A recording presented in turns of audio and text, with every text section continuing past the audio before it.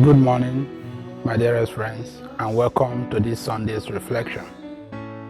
Today is the 26th day of the month of September. Today is the 26th Sunday in ordinary time. The theme for our reflection today is God cannot be monopolized. In other words, God is not at the whims and caprices of any person, of any institution, of any religion, of any race, of any language. God is free. He is not limited. Let us begin with the first reading of today from the book of Numbers, chapter 11, from verse 25 through to 29. In this passage,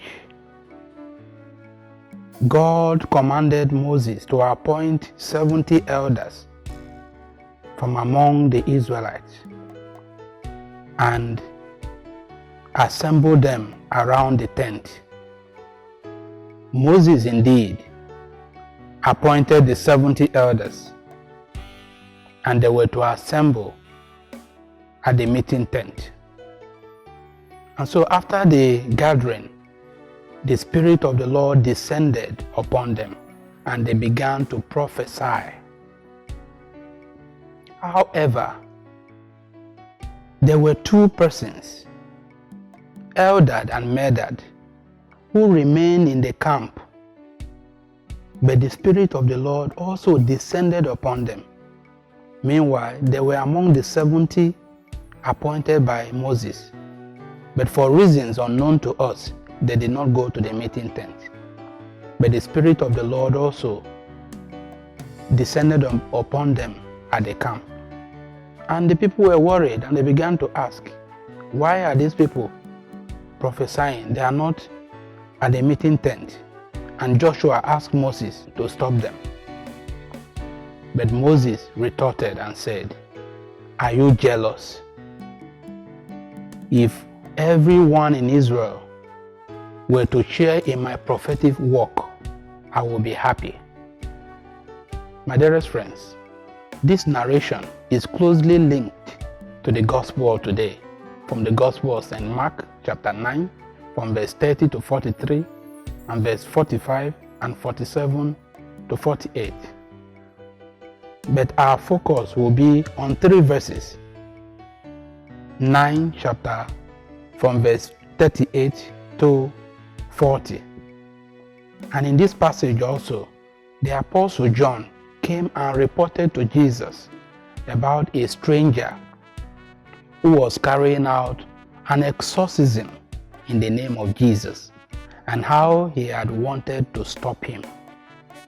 But Jesus told him not to stop him.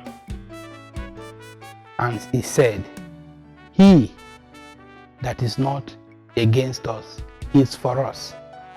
He that is not against us is for us. This particular sentence from Jesus can be interpreted in several ways.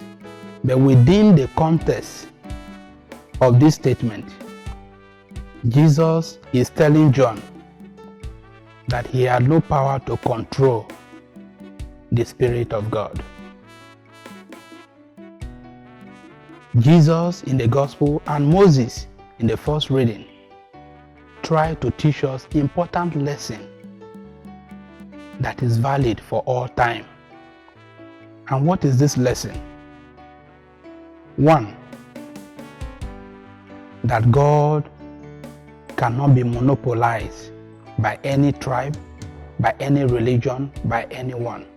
That God cannot be bound or limited by any institution. God is free to act. God can dispense His graces, His power, His Spirit as He wishes. And in connection to that, the passage also teaches us that whatever is for the triumph of good must be the goal of everyone. In other words, whoever is working for the destruction of evil should be applauded, should be supported, not to be discriminated against.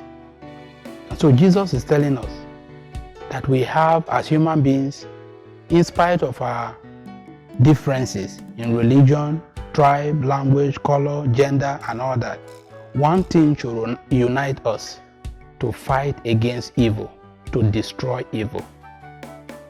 And in the second reading of today, from the letter of the Apostle James, chapter 5, from verse 1 to 6, James named a particular evil that all of us need to fight: the evil of greed.